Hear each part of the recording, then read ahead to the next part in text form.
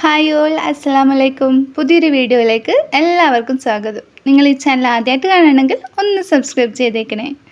നമ്മളിന്ന് ഉണ്ടാക്കാൻ പോകുന്നത് നല്ല അടിപൊളിയായിട്ടുള്ള ഉണക്കമുന്തിരിയാണ്. നമ്മൾ കടയിൽ നിന്നൊക്കെ വാങ്ങുന്ന, ഒരുപാട് വില കൊടുത്തിട്ട് വാങ്ങുന്ന ഉണക്കമുന്തിരി നമുക്ക് നമ്മുടെ വീട്ടിൽ ഉണ്ടാക്കിയെടുക്കാം. പ്രത്യേകിച്ചിട്ട് ചിലവോ കാര്യങ്ങളോ ഒന്നും ഇല്ലാതെ തന്നെ ഒരു 2-3 ദിവസം മെനക്കെട്ടാൽ നമുക്ക് നല്ല അടിപൊളിയായിട്ട് മുന്തിരി ഉണ്ടാക്കിയെടുക്കാൻ വേണ്ടി പറ്റും. ഞാനിപ്പോൾ ഇത് പച്ചമുന്തിരി കൊണ്ടാണ് ചെയ്തിട്ടുള്ളത്. അതിന് വേണ്ടിയിട്ട് ഇഡ്ഡലി ചെമ്പിൽ ഒരല്പം വെള്ളം വെച്ചിട്ട് അതിൻ്റെ മുകളിലുള്ള അരിപ്പ് ഇട്ട് കൊടുക്കുക.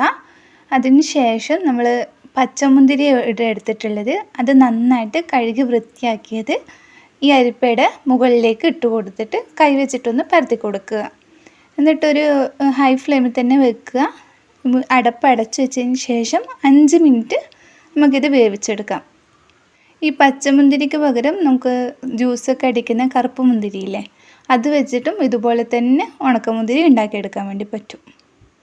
ഇതിപ്പോൾ 5 മിനിറ്റ് വരെ നല്ല ഹൈ ഫ്ലെയിമിൽ തന്നെ വെക്കുക. എന്നിട്ട് 5 മിനിറ്റിന് ശേഷം നമ്മൾ ഇത് തുറന്നിട്ടുണ്ട്.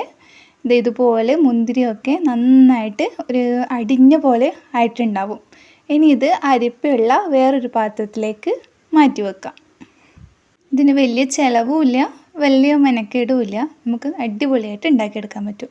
ഇത് ഞാനിപ്പോൾ ഇതുപോലെ ഒരു തവി എടുത്ത് നമ്മുടെ മുന്തിരി കോരി ഹോൾസുള്ള അരിപ്പ് പാത്രത്തിലേക്ക് ഇട്ട് കൊടുക്കുക.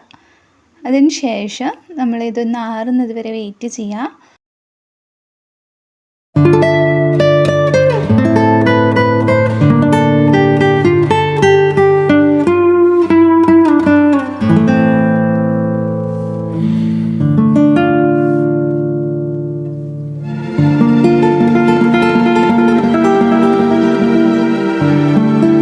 മുറ എടുത്തിട്ടുണ്ട്. അതിലേക്കൊരു പേപ്പർ വിരിച്ചു കൊടുക്കുക. നിങ്ങൾക്ക് വേണമെന്നുണ്ടെങ്കിൽ ബട്ടർ പേപ്പർ അങ്ങനെ പിരിച്ചു കൊടുക്കുക.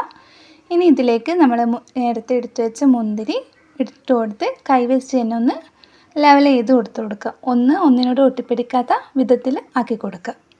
ഇനി ഇത് നല്ല വെയിൽ കിട്ടുന്ന സ്ഥലത്ത് വെച്ചിട്ട് നന്നായിട്ട് ഉണക്കിയെടുക്കുക. മിനിമം ഒരു 3 ദിവസമെങ്കിലും നന്നായിട്ട് ഉണക്കിയെടുക്കുക. വെയിൽ ആറി തുടങ്ങുമ്പോൾ ഇത് വെയിലത്ത് നിന്ന് എടുത്ത് വെക്കുക. ഇല്ലാന്നുണ്ടെങ്കിൽ ഇതിലേക്ക് ഉറുമ്പ് കയറും. പിന്നെ പിറ്റേന്ന് രാവിലെ ആദ്യം വെയിലത്തിടുക. അങ്ങനെ ഒരു 3 ദിവസം നന്നായിട്ട് ഉണക്കുക. ഇത് 2ാമത്തെ ദിവസം ഉണങ്ങിയിട്ടുള്ളതാണ്.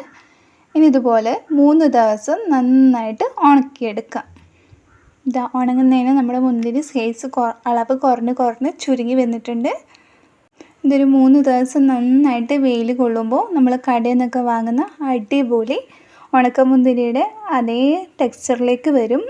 ഇനി ഇത് 3 ദിവസം ഉണക്കിയതിന് ശേഷം നമ്മൾ ഇത് ഒരു ഗ്ലാസ് ബൗളിൽ ഇട്ടിട്ട് ഫ്രിഡ്ജിൽ തന്നെ സൂക്ഷിക്കുക. എന്നിട്ട് ആവശ്യത്തിനെടുത്ത് ഉപയോഗിക്കുക. നമ്മൾ ടേസ്റ്റ് ആൻഡ് സൂപ്പറായിട്ടുള്ള ഒരു ചിലവും ഇല്ലാത്ത നമ്മൾ മുന്തിരിയൊക്കെ ബാക്കി വന്നിട്ടുണ്ടെങ്കിൽ നമുക്കിതുപോലെ ഉണ്ടാക്കി വെച്ച് സൂക്ഷിക്കാവുന്നതാണ്. അപ്പം ബാക്കി വന്ന മുന്തിരിയൊക്കെ കൊണ്ട് എല്ലാവരും ഇതുപോലെ ചെയ്ത് നോക്കുക.